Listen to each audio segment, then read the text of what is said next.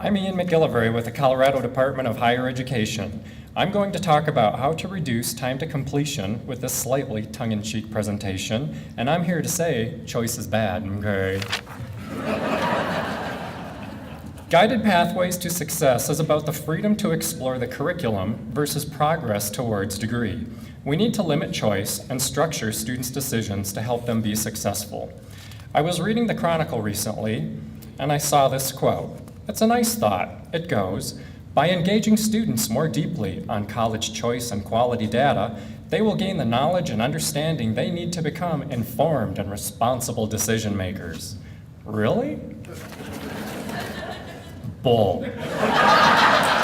People are somewhat mindless, passive decision makers, or they don't make decisions at all because there are too many choices, degrees, majors, minors, classes that sound interesting but don't apply. We overwhelm students with choice. Choice is bad, okay? Meandering paths to graduation are costly, to students, to their families, to society. Students are often unsure of their goals and overwhelmed by the number of choices. This increases the risk of non-completion. We should provide students with guided pathways that contain a gen ed curriculum guaranteed to transfer and apply to other degrees. This helps transfer students from losing credit, and meta majors can feed into these pathways. The trick to success is structure and limiting choices. We give students something like this list of courses. Where do they start? What do they take and when? Who is helping them understand their success hinges largely on whether or not they complete English Comp and Math in their first 30 credits.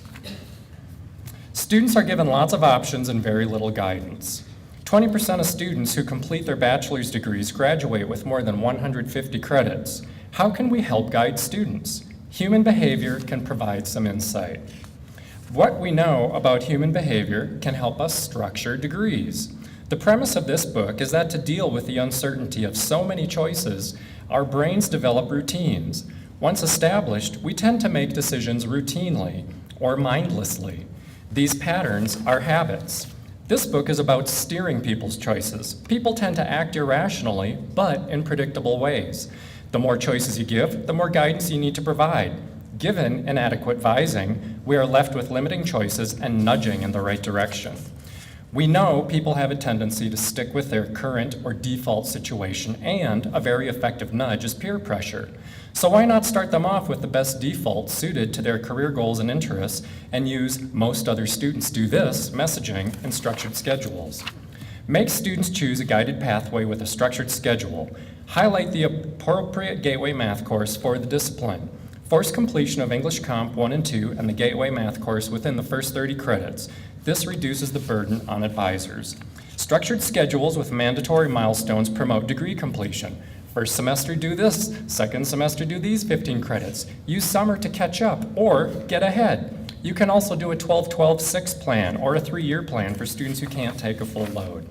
And you can build Dev Ed needs into the structure too. For instance, take remedial English Comp in the fall, take English Comp 1 in the spring, and then use the summer to catch up and take English Comp 2. And the same goes for math.